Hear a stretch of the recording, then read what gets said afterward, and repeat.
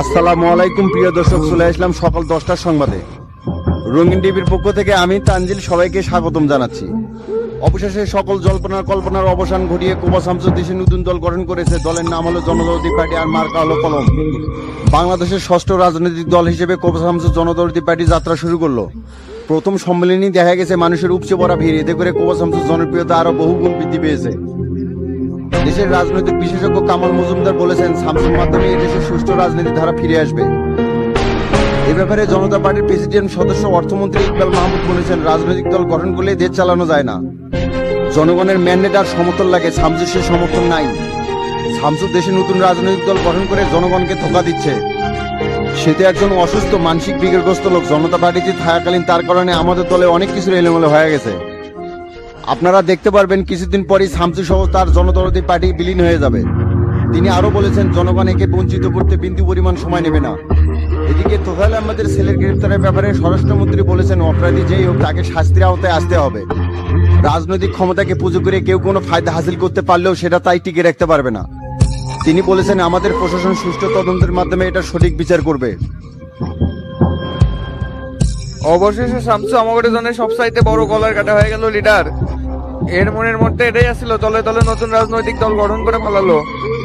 এখানে চাপের কিছু নাই মোল্লা, গণতান্ত্রিক দেশে নতুন রাজনৈতিক দল গঠন করতেই পারে। তাই বলে তো আর জনতা পার্টিকে ডিবেট করতে পারবে না। আর শামসু কিন্তু তোমাদের কারণে এটা করার সুযোগ পেয়েছে। আমাকে আর দোষ দিয়েন না লিডার, এই শামসু শামসু করে আমার জীবনের সবকিছু আমি শেষ করে ফেলাচ্ছি। দলের সাধারণ সম্পাদকের পদও পর্যন্ত হারাচ্ছি। এরপরেও আমি শালাকে থামাতে পারিনি। আর সবকিছুর মূলে তো তোফায়েল, দলে শুধু নিজের স্বার্থটাই বুঝে গেল। মোল্লা, আসলে তোমরা একই ঘাটের মাঝে। আমার নির্দেশনা কেউ শুনো নাই, শামসুর সাথে শত্রুতা করতে করতে তোমরাও উপরে তুলে দিছো। বেয়াদবি মাফ করবেন লিডার, আপনি যদি প্রশ্রয় না দিলেন তাহলে এই শামসু শালার বেটা কোনোদিনও দুর্দশা হয়ে উঠে পারলনি না। আর জনতা পার্টির মান সম্মান নষ্ট করার পেছনে তোফায়েল আর তার ছেলে অনেক অংশে জড়িত। এর বেটাকে দিয়ে এটাই কি করলো, মিডিয়া তো ঘন্টায় ঘন্টায় সরকারকে ধুয়ে দিচ্ছে। দল থেকে এর বিরুদ্ধে অ্যাকশন না নিলে সাধারণ জনগণের সামনে আপনিও মুখ দেখাতে পারবেন না, আমরাও মুখ দেখাতে পারবো না। এই ব্যাপারে তদন্ত চলতেছে। এখানে কে দোষী কে নির্দোষ এর উপর ভিত্তি করে ডিসিশন নেওয়া হবে।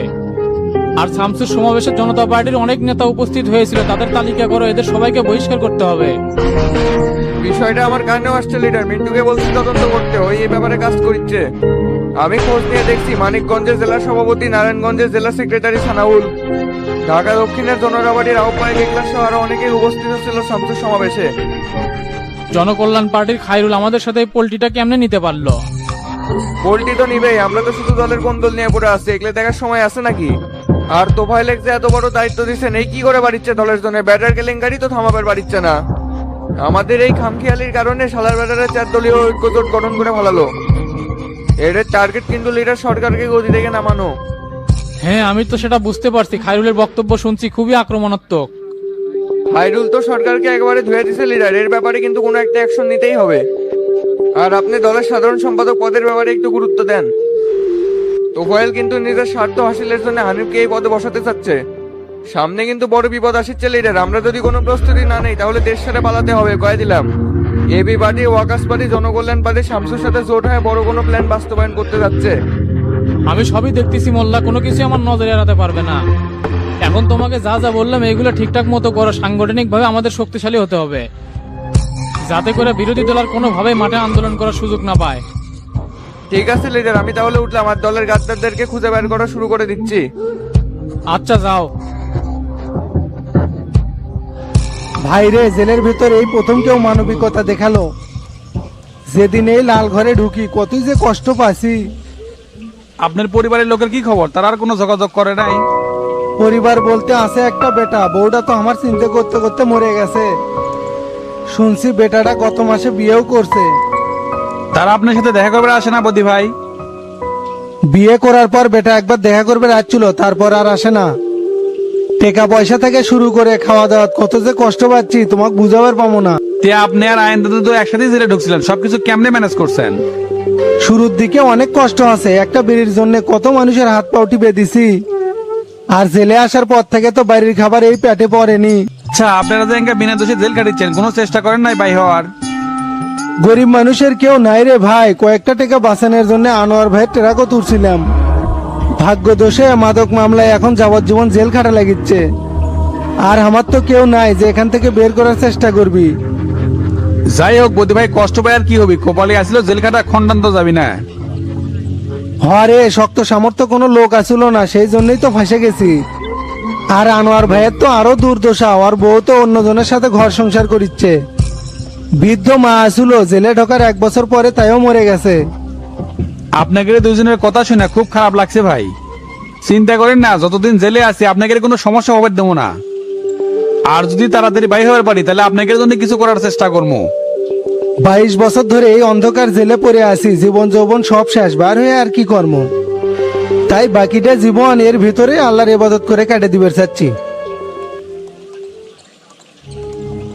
এ তোতা, তোকে আমি সারা মাঠ খুঁজে আসলাম, আর তুই এটি আর এটা কেটে রে।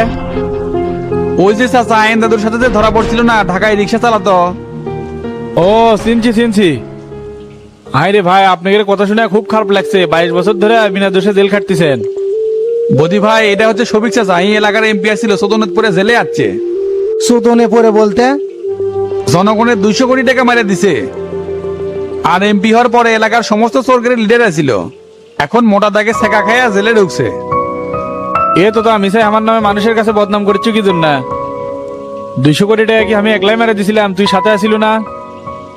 না না, আমি কি আপনার সাথে থাকবো? আমি নির্দোষ, সেটা প্রমাণ করেই ছাড়বো। তাহলে তোতা তুমিও আমার মতো ভুক্তভোগী। এ ভাই, আপনি কার কথা শুনছেন? তো তাকে আপনি চিনেন? এই হলো বিশ্ব হারামি, জেলে আসে এখন সুবি সাচ্ছে। বাইরে থাকতে যে কত কাম করছে তার কোনো হিসাব নাই।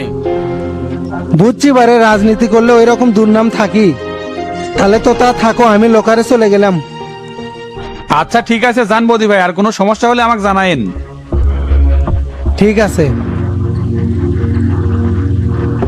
চাচা ফটিক কি বিসিতে টাকা লেখা দিয়ে গেছে? দিছে, তবে বেশি না। তে কি আছে? আমার টাকা শেষ হয়ে গেছে, তো চলেন ক্যান্টিন থেকে কিছু কিনে খেয়ে আসি। টেকা তো শেষ হবি, যে হারে জেলের মধ্যে জনদরদি হসু। 1 খিলেছু, 1 খিলেছু, 1টা খিলে যে ওটা ওটা কিনে দিচ্ছু। তাও তো আমি ভালো কামই করেছি, আপনার মতো তো চোর করে পালতেছি না। যে হারে সাদেক মেম্বারের পাটলে কুস্তিছি, আনেগের পাইলে কোনো লাভ আছে? পাগলা, এই শফিক 1 টাকা বিনা কারণে কোনো ইনভেস্ট করে না। বাইরে খালি বাইরে হয় না, পই পই করে সব টাকার স্বার্থ হাসিল করবো। আপনি যেরকম ক্রিমিনাল সোদার লোক, চিন্তা ভাবনা ওই রকমই। তুই চলেন, ক্যান্টিনে যাওয়া লাগবে, খিদে লাগছে। আচ্ছা চল।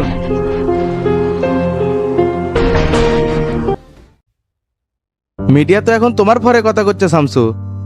সব মিডিয়া কথা বলিচ্ছে না চাচা, গুটি কয়েকটা মিডিয়া কথা বলতিছে। আস্তে আস্তে সবাই দিবিনি। আর সারা দেশ থেকে জনতা পার্টির যে সকল নেতাগুলো আসছিল, তুমি কি সবাইকে ইনভাইট করছিলে নাকি? না দেয়নি, যারা ভালোবাসে তারা আপনি আপনি চলে আসে, ডাকতে হয় না। যা চিন্তা করছিলাম আল্লাহর রহমতে তার চাইতে বেশি লোকের সমাগম হচ্ছে। ঠিকই কথা শামসু, সমাবেশটা যদি খোলা মাঠে করা গেল নি তাহলে দেখলেনি ইতিহাসের সেরা জমায়েত হতো। তে শামসু, কমিটি তো খালি আহ্বায়ক আকারে করলে, পূর্ণাঙ্গ করবে কবে? সেটা আরো কয়েকদিন যাক, সামনে আরো মেলা চমক আছে হাবিব ভাই। তে সেলিমকে তো দেখলাম না, স্বরাষ্ট্রমন্ত্রী কি আসেনি? না, আমি নিষেধ করছিলাম যাতে কোনো কুন্দল তৈরি না হয়, তাই তো আমাকে লোক আপাতত স্বরাষ্ট্রমন্ত্রীর দায়িত্ব তো থাকতে হবে। তাহলে কি পরবর্তীতে সেলিমেক সাধারণ সম্পাদক বানাবে নাকি? সেটা সময় বলে দিবি চাচা, কার পদপন্ন কোথায় হবে। তাহলে আমরা কি করবো? পদত্যাগ করে জনদরদি পার্টির জয়েন করবো নাকি? আগে করার দরকার নাই, আগে অসমাপ্ত কমিটিগুলো নিয়ে 1 সপ্তাহের মধ্যে দিয়ে দেন। সময় হলে জনতা পার্টি ঠিক আপনাকে বহিষ্কার করে দিবিনি, তখন ওই সময় মনের মতন করে সবকিছু সাজিলিয়েন। ঠিকই বলছো, এর মধ্যে আমাদের প্রস্তুতি নিয়ে সবকিছু গোছাতে হবে। আর শামসু, আয়নালের ব্যাপারটা তোমাকে বলছিলাম না? হ্যাঁ, রাব্বিক খোঁজার কথা বলেছেন না, ডিবি বলে দেবনি, ঠিকই খুঁজে বাইর করবিনি। আর খোঁজা লাগতেছে না, মাল আপনা আপনি এসে ধরা দিছে। কেমনে ধরা দিল? এই শালার বেটাতে ক্যামেরা নিয়ে এসে ঢাকাতে উবার গাড়ি কিনছিল। আর র্যালির জন্য যে আমরা উবার গাড়িগুলো ঠিক করছিলাম না, ওর মধ্যে রাব্বির গাড়িও ছিল। যখনই স্লিপ নিয়ে টেরার কাছে ভাড়া নিয়ে বেড়াচ্ছে, তখনই ধরা খাইয়া গেছে। তাহলে তো ভালোই হচ্ছে, মাদারি কই? টেরা নিয়ে যায় নিচের গোডাউনে বান্ধে থুছে। সামসু, অপারেশন সাকসেস, বান্টিকে আমরা ধরে নিয়ে যাচ্ছি। কিন্তু শালার বেটা মুখ খুলিচ্ছে না, মেলা টর্চার করছি, বারবার করছে আমি এই হামলার সাথে জড়িত না। তা আপনি কেমনে জানবে পারছিলেন যে ইয়ে কাম করছে? মেজবা নামে আমার এক লোক আছে আমিন বাজারে, ককটেল ব্যান্ডে সাপ্লাই দেয়। ওই ওদের কথাবার্তা বলতে শুনছে, আর মেজভাই আমাকে ওদের লোকেশন দিছে। তার মানে এর সাথে আরো কেউ জড়িত আছে? এই হামলার সময় অনেকেই ছিল। ওকে আপনি চোখ বান্ধে সাগর ঘাটে নিয়ে যান, ওখানে আমি আসতেছি। তে আর কি করবো, খতম করে দেবো নাকি? এর সাথে আগে কথা বলতে হবে। শত্রুদের নির্দিষ্ট করার সময় এসে গেছে ওসমান ভাই। আপনি সময় নষ্ট না করে দ্রুতই চলে যান, আমি আসতেছি। ঠিক আছে। তাহলে শামসু আজকেই আমরা বগুড়া চলে যাই। হ্যাঁ যান, আর যেভাবে বললাম সেভাবে কার্যক্রম চালাবেন। মনে রাখবেন চাচা, এখন আমাকে খুব সতর্কতার সাথে পথ চলতে হবে। চারদিকে কিন্তু শত্রু উৎপাতে আছে, সো বি কেয়ারফুল। হ শামসু, বেচারাটা জেলে বসতে খালি ছটফট করছে, দেখো না কেন তাড়াতাড়ি বের করা যায় কিনা। চাইলেই তো আর জামিন করা যায় না, তার জন্য জেল খাটার তো বয়স হওয়া লাগবে। তারপরেও আমি জজের সাথে কথা বলতেছি, যত তাড়াতাড়ি বাড়ি জামিনের ব্যবস্থা কর্ম। আর শোনেন, রাব্বির গাড়িটা বেছে আনালের টাকাটা উদ্ধার করে দিয়েন। আচ্ছা ঠিক আছে। এই হাবিব ভাই চলেন তাহলে, ওঠা হোক। আচ্ছা ঠিক আছে।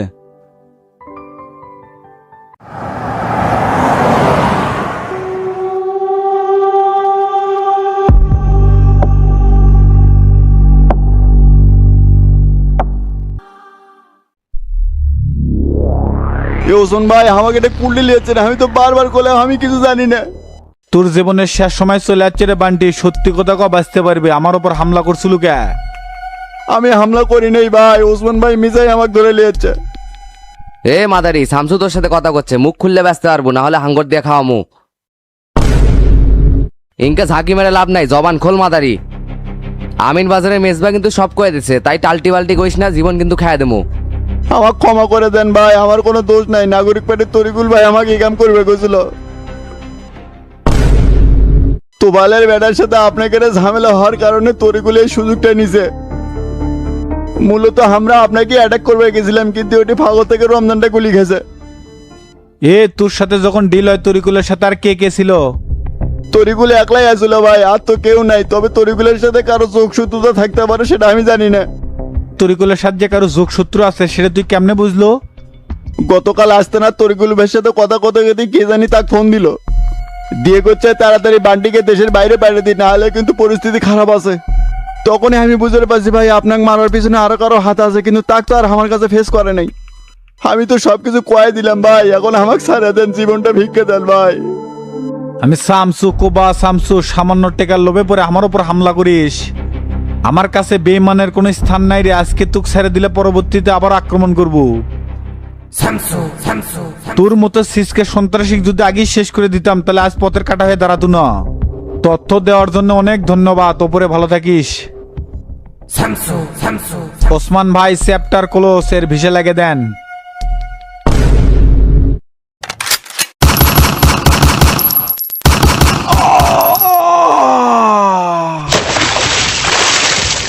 ক্যারে মিজান কুটিরে, এদিকে আয় তো। কি হচ্ছে ভাই কোন? এ ময়ূরী কি ঘুম থেকে উঠছে? কি মানে ভাই, সেই কখন থেকে তো ঘরের দরজা বন্ধই দেখেছে। তে আপনি কি রাতে বেলা ভাবির সাথে আসিলেন না, ঝগড়া করছেন নাকি? নাকি ঘরেতে ঢুকতে দেয়নি ভাই? তুই যে এক লাইন বেশি বুঝিস, এটাই তোর বড় সমস্যা। তোকে আমি একটা সাধারণ কথা জিজ্ঞেস করলাম, তার বদলে তুই কতগুলো উল্টাপাল্টা কথা বললু। শোন, চাচারা কোলে আসিচ্ছে, ময়ূরী কি রান্না করছে রে? আজকে তো রান্নাঘর চেক দিনি ভাই, কিন্তু ভাবি কিছু না তো কিছু রান্না করছে। আর ভাই সকাল থেকে ইনকে ব্রাজিলের জার্সি পরে আছেন কে? আজকে ব্রাজিলের খেলা আছে রাত 11টার সময়, এই জন্য সকাল থেকে প্রস্তুতি নিচ্ছি। হচ্ছে ভাবনেন না, বাস খাওয়ার জন্য আজকে রেডি হয়ে থাকেন। জাপান আজকে ব্রাজিলের জাতে তুলবি নে। না রে, বাস খাবি না, বিভিন্ন জায়গায় ব্রাজিলের জন্য দোয়া চাই বেড়াচ্ছি। ওই যে ফকির যাচ্ছে ভিক্ষা দিয়ে দোয়া চান, যাতে আপনাদের দল 7 আপ না খায়। বাবা রে, কয়েকটা টাকা না ভিক্ষা দেন, আমি এক অসহায় মানুষ। এ চাচা মিয়া, এই বয়সে যে ভিক্ষা করিচ্ছেন, বাড়ির কি বল নাই? না বাবা, এই 3 কুলে আমার কেউ নাই। ও আচ্ছা, তে আপনাকে 10 টাকা ভিক্ষা দিচ্ছি, ব্রাজিলের জন্য দোয়া করেন। তে বাবা, ব্রাজিল জীবিত না মৃত? আরে জীবিত। তে সে মহিলা না পুরুষ? মহিলাও না পুরুষও না, আপনাকে দোয়া করবে করছে, খালি দোয়া করেন। আল্লাহ, এই ব্রাজিল হিজড়ার সকল গুনাহ মাফ করে দিও, আর এই হিজড়ার সকল মনের আশা পূরণ করে দিও। অবশেষে ব্রাজিল হিজড়াকে তুমি জান্নাত নসিব করে দিও। চাচা মিয়া, আপনাকে আমি আরো 20 টাকা বেড়ে দিচ্ছি, আরো বেশি করে দোয়া করেন। মাশাআল্লাহ, ব্রাজিল হিজড়া তুমি ধন সম্পদ বাড়াই দিও আল্লাহ। ভাই আপনি দলে তো হিজড়া বানা দিল সে দগর ইচ্ছে ফকির। এ চোষর চুপ করে, চাচা বোঝেনি থেকে এই কথা কছে। ও চাচা, ব্রাজিল কোনো হিজড়া না, এটা ফুটবল খেলার দল। ও বাবা, সেটা তুমি কইবে না, আমি তো আরো মানুষ ভাবে দোয়া করে দিলাম। আচ্ছা ঠিক আছে, আল্লাহ তুমি ব্রাজিল দলের সকল মনের আশা পূরণ করে দিও, তারা জানি কাপ নিয়ে পারে। এইবার ঠিক আছে, যান, আপনি 10 টাকার বদলে 20 টাকা দিয়ে দিচ্ছি। এমি যান, ভিতরে মানি ব্যাগ থেকে 20 টাকার একটা নোট নিয়ে আই তো। আচ্ছা ভাই। কি ব্যাপার বাচ্চু ভাই, গতকাল আসলাম দোকান বন্ধ, ফোন দিলাম ফোনও ধরলে না। বউটাক নিয়ে খুব প্যারার মধ্যে আসি রে ডন, শালির বেটির খালি অসুখ হয়, আজকে এটা কালকে ওটা, এলে নিয়ে কয়েকদিন হলো দৌড়াদৌড়ির মধ্যে আছি, ফোন ধরবো কেমনে? এলি তো হবি, খাও তো সুদ, বরকত তো বাপ বাপ করে পোলাছে। সুদ খাও বাদ দেও, আল্লাহর রহমতে সব ঠিক হয়ে যাবে। তোর যে আরো কথা রে ডন, সুদ খেলে এলে হবি নাকি? মূর্খের মতো কথা কাও কি জন্য? তোমার ভিতরে কলব তো মরে গেছে, এই জন্যই তো এলি কথা তোমার বিশ্বাস হচ্ছে না। তে শোনো, তোমাকে যে জন্য খুঁজেছিলাম তো ভাই, তোমার থেকে 5 লাখ টাকা পাই, সেই টাকা দিয়ে দাও। পাই, কিন্তু এখন তো সেটা দিবে পারবো না, মাস খানেক সময় লাগবে।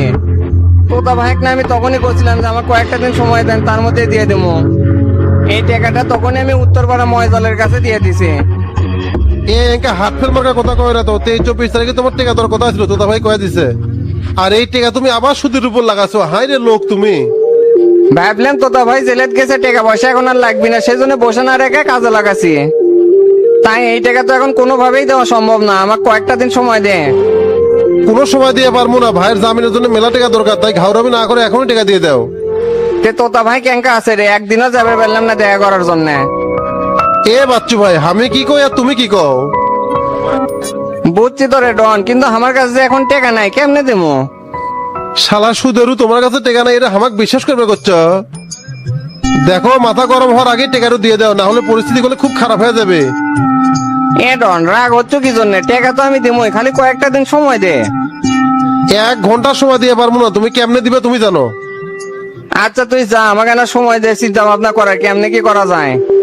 বাটুলের শ্বশুরে সুদের উপর টাকা দিছিলাম তো, দেখি ওটা আজকে নেওয়া যায় কিনা। তুমি আবার বাটুল চোরে শ্বশুরেকে সুদের উপর টাকা দিছিলে? তাছাড়া কি হোক, এমনি এমনি ছেড়ে দিছে রে। আয়নালের বাড়ির যে চুরি করছিল ওই টাকা তো আমার কাছ থেকে সুদের উপর নিয়ে গেছে। আচ্ছা ঠিক আছে, আজকে দিনে তোমাকে সময় দিলাম, কালকে বলে আমি টাকা না নিয়ে এর থেকে যাবো না। ঠিক আছে যা।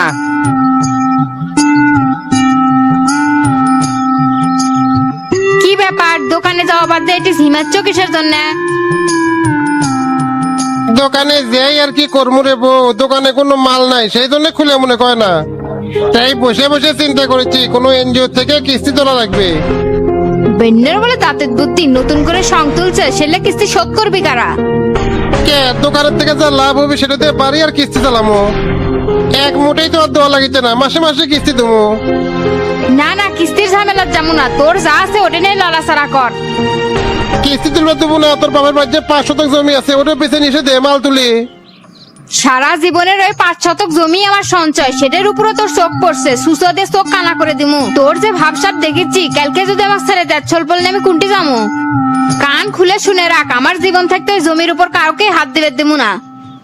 আচ্ছা টাকা আমার ম্যানেজ করাই লাগবে, দেখি গোল রাখা যায় তো, কারো কাছে টাকা হালত পাই নাকি। তুই যে ফকুন নিয়ে মানুষের কাছে হাত পাতাই লাগবি, যোগতা নাই যে। ঘরের মধ্যে 5 লাখ টাকা আসছিল, সেই টাকাটা গায়েব করলো। লোভে পড়ে এই অকাম না করলে আমাদের কি দুদিন দেখা লাগে? এ সব সময় এলে কথাকে মনে তো আঘাত দিস না, আমি গুলো চা পান নিবে পারছি না। যেটি যাই খালি এই প্যান প্যানা নিয়ে পাইতেছে, আমি কোনো শান্তি পাই না। এই দুনিয়ায় পয়সা থেকে আমার জন্য অসহ্য হয়ে গেছে। সব সময় তুই যদি এরকম করিস, আমি গুলো জীবনটা দিয়ে দেবো। তোর তো মরারও যোগতা নাই, মরলে শান্তি পায়, যা মরে গা। বাড়ির থেকে যে চলে গেছিলাম, কৃষক যে এলাম, তোর সাথে সংসার করাই আমার ভুল। আর সংসার করার দরকার নাই, আমি যেহেতু তোর 2 চোখের বিষ হয়ে গেছি, আজকেই জীবন দেবো। যা যা মরে গা।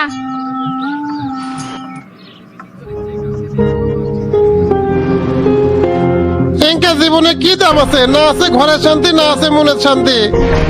আল্লাহ, এত চাপের মধ্যে হামাক ফালাছো, এই পৃথিবীর তো আমার দম বন্ধ হয়ে আসছে না। সবার যখন আমি এতবার বোঝা হয়ে গেছি, এই জীবন আর রাখবো না। এই পৃথিবীর থেকে আয়নাল চলে গেলে সবাই শান্তি পাবেনি, কিন্তু মরমু কিরম করে? গোলাপ দড়ি দেবো নাকি বিষ খামো? না এলে করা যাবি না, তার চেয়ে পাহাড়ের ভিতরে লাভ দেবো যাতে গোলাপি আমার লাশও খুঁজে না পায়। ডিসিশন ফাইনাল, এখনই মরবার যাবো।